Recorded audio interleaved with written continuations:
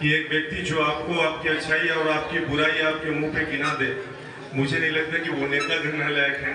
वो बड़े भाई जैसा गार्जियन है, संक्षेम बताते कि देखो आपसे यहाँ गलती हो रहा है या आप यहाँ से सही हो रहा है। तो हम सब लोग बड़े खुशनसीब है कि हमें बड़े भाई जैसा एक गार्जियन एमएलए के रूप में मिला है। आज हम लोग ये सम्मान पाए हैं, इसके लिए आप सभी को धन्यवाद। दोस्तों, बहुत अच्छे से हम लोगों ने दुर्गा पूजा मनाया है टीटागढ़ में, और आगामी दिनों में हम लोगों को कमर कस के राजनीतिक मैदान में उतरना है। कारण बहुत स्पष्ट है कि आप लोग जान रहे हैं कि 4 राज्यों में चुनाव होने जा रहा है, और उन 4 राज्यों का जो एग्जिट पोल आ रहा है वो हमारे सेंट्रल में बैठे भारतीय जनता पार्टी की सरकार के विरुद्ध आ रहा है।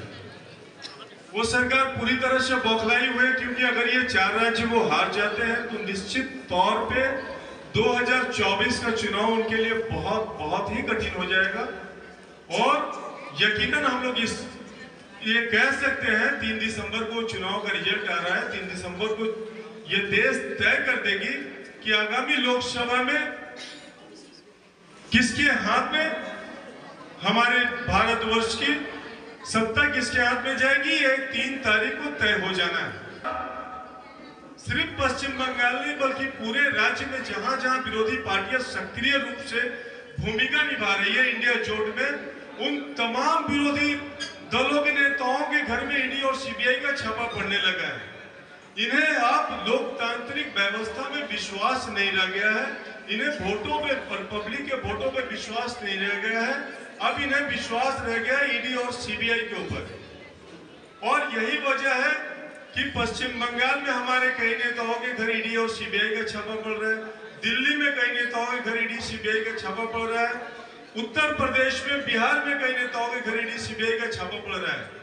बस कारण एक ही है कि एन कैन प्रकरण किसी भी तरह से हम लोग 2024 में बीजेपी का यही एक टारगेट है कि किसी भी तरह से 2024 में हम लोग सत्ता में कर चुकी है, मन बना चुकी है।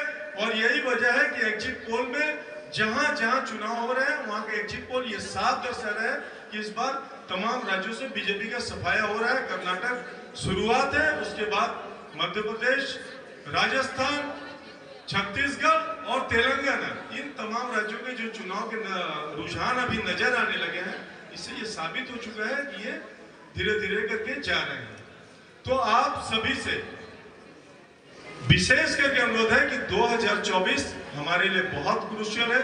इसलिए क्रूशियल है क्योंकि यहाँ वोट की राजनीति नहीं होने वाली है, यहाँ साजिश हो रही है।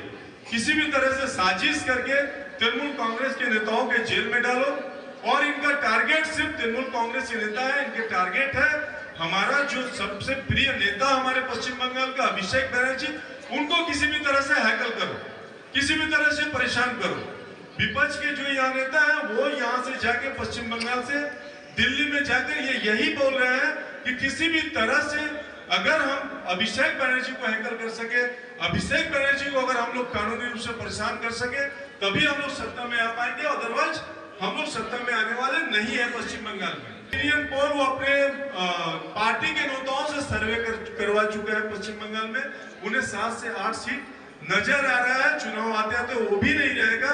ये आप देख लीजिए, कई नेता बीजेपी छोड़कर तृणमूल कांग्रेस ज्वाइन कर रहे हैं। हमको लग रहा है कि 2024 3 दिसंबर के बाद 2024 का जो चुनाव होने वाला है उससे पहले और कई नेता बीजेपी छोड़कर तृणमूल कांग्रेस ज्वाइन कर लेंगे। बल्कि पूरे विश्व में सबसे बड़ी मानवीय दल बनकर अगर कोई पार्टी उभर रही है तो उसका नाम है तृणमूल कांग्रेस। मैं इसलिए बोल रहा हूँ कि राह चलते अगर किसी को कोई समस्या हो जाए, किसी भी पब्लिक को, हमारे तृणमूल कांग्रेस का नेता, कर्मी या कोई भी कार्यकर्ता अगर देख लेता है किसी को कि वो असुविधा में है, वो चाहे किसी भी दल का हो,